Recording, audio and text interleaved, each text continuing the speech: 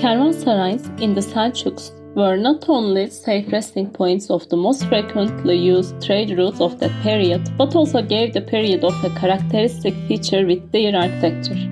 While ensuring the safe accommodation of caravans after a tiring journey that lasted all day, they had various and necessary places such as dormitories, soup kitchens, warehouses, stables, mosque, bath, pharmacies that could meet all the needs of the passenger and animals. And they provided these services free of charge.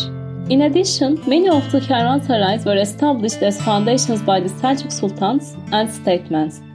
Since they were foundation property, the travel expenses of merchants decreased and the continuity of commercial activities in the Seljuk lands was ensured. On the other hand, since they were the first impressions of the merchants in the city, the point where they experienced the most, their architecture did not only serve to provide them with comfort, but also stood out as structures that showed the power of the city.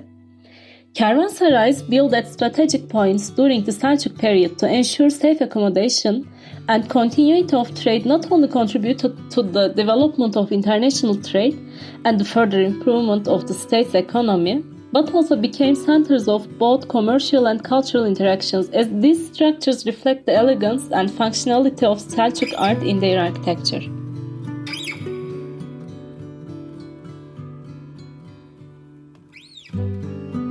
Seljuk caravanserais, many of which were built in the 13th century, served as accommodation centers and were a crucial part of the trade routes connecting Central Asia and the Mediterranean. These caravanserais were intended for merchants to trade in a more convenient and reliable way. Thanks to the caravanserais, long journeys have become more convenient, and at the same time, the transportation of products such as metals, silk, textiles, and spices has started to become more reliable. The Silk Road, an important route starting from China and extending to Europe, is one of the best examples of influence of Seljuk caravanserais on trade.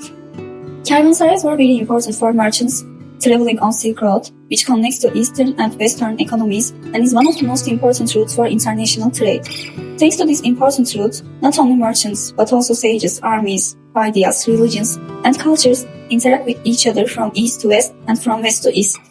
For example, the Sultanhane Caravanserai, located between Konya and Aksaray, was one of the most famous Seljuk caravanserais that secured trade along the Silk Road routes, playing an important role in supporting trade by providing shelter and protection for merchants and their goods. It's clearly obvious that the strategic importance of Sultanhane Caravanserai in facilitating trade during the Seljuk period, its role in providing security and support to merchants, and helping to maintain the flow of trade on key trade routes such as the Silk Road. In addition, during the Anatolian Seljuk period, significant efforts were made to establish secure road networks and trade, especially as land routes become more important than maritime trade. Agreements with Venice opened the way for international traders and helped to abolish port taxes. It has been recorded that there were 24 caravanserais built at various points in Anatolia, such as Konya, Aksaray, Kayseri, and Sivas, between Kayseri and Sivas alone. Marco Polo, a traveler of the period, stated that the most important trade stops in Anatolia were Konya, Kayseri, and Sivas. By building caravanserais along these roads, merchants were provided with accommodation and security, allowing Anatolia to become an important center in the regional trade system. Caravanserais allowed traders to exchange goods, rest their animals, and prepare for the next leg of their journey, allowing trade to proceed smoothly throughout the empire. In addition, caravanserais improved the logistical trade and helped grow the market. These buildings have not only made it possible for merchants from many regions to come together in a safe environment, but also facilitate the exchange of information. For example, thanks to these, innovations such as paper making and gunpowder spread and made their way to Europe through these trade networks. It can be said that the economy of many antique civilizations was shaped by the cultural exchange that took place in caravanserais. These caravanserais have greatly facilitated and accelerated distribution and dissemination of techniques and information necessary for growth of industries and trades. All in all, it should be said that there is much more than a resting facility for Seljuk caravanserais throughout. Thanks to these caravanserais, not only the reliability of trade route has increased and the economy has developed, but also cultural exchange and information transfer have taken place. The caravanserais built by the Anatolian Seljuk state on trade routes to accommodate caravans and meet their needs provide many ideas about both Seljuk architecture and urbanization structure. Along with the development of human civilization, roads also developed and many different accommodation structures were built during this development, from goat paths to trade roads. Seljuk Caravanserais, on the other hand, were seen as an expression of power with their castle-like appearance and were clearly distinguished from previous accommodation places with their space allocations, special architectural techniques used, and their positions on a social scale. When Seljuk architecture is examined on an urban scale, the Seljuks didn't stop with accommodation architecture but built architectural structures such as mosque, medrese, kümbet, kervansaray, hospital, bridge, castle, palace, and shipyard. Many of these structures are heterodox. That's when we look at the Seljuks, they are the products of a culture that's the mixture of Turkish shamanism and Islamic synthesis.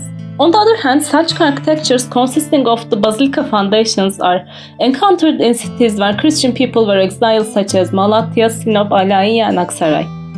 At the same time, it also carries architectural elements required by the conditions of different geographies due to the great migration movements experienced before entering Anatolia with Malazgirt at that time. The main characteristic of Seljuk architecture are the building plans consisting of 4 aivans, multi-column structural systems called hypostyle, monumental gates that emphasize the entrance, mukarnasas, which are a geometrical wonder and are known in literature as the Turkish triangle, and stone carvings. We can define the expressions from Seljuk architecture as rectilinear, horizontal, introverted masses, except for tombs. When we examine Seljuk architecture in human scale through Caravanserai plans, Caravanserais look like a castle from the outside, and their interior plans have changed over time. In the beginning, they were built with closed plan in order to provide safety and security in intense winter conditions.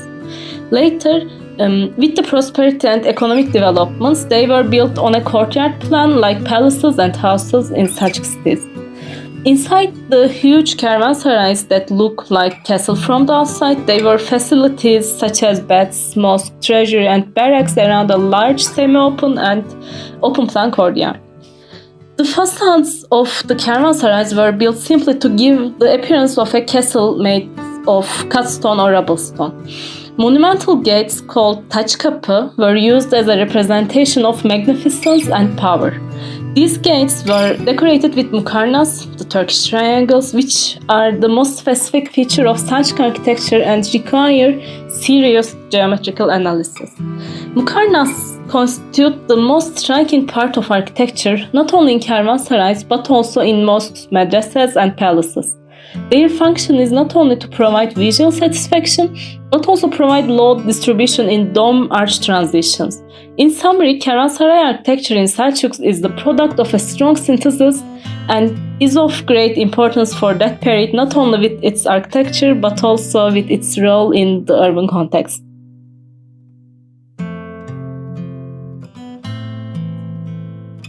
As a result, Seljuk trade routes covered a wide geography from Alanya to İran, from Sivas to Basra, and from Istanbul to Egypt. Among these trade routes, caravansarais not only provided safe trade and accommodation, but also showed the power of the state with their architecture and magnificence. On the other hand, they played an important role in their development of trade because they were both free and secure. Since their architecture was built in the foundation method, it first started as a closed architecture, and over time, with the addition of a budget-based courtyard, it became a part of the classical Seljuk courtyard architecture. In this way, they ceased to be an element of power and security with their strong walls and became a powerful architectural element for the period with their classical Seljuk plan structure. These powerful architectural elements led to structures called caravansarais being mentioned together with the Seljuks, and at the same time, Seljuk dominance on the trade routes was strengthened.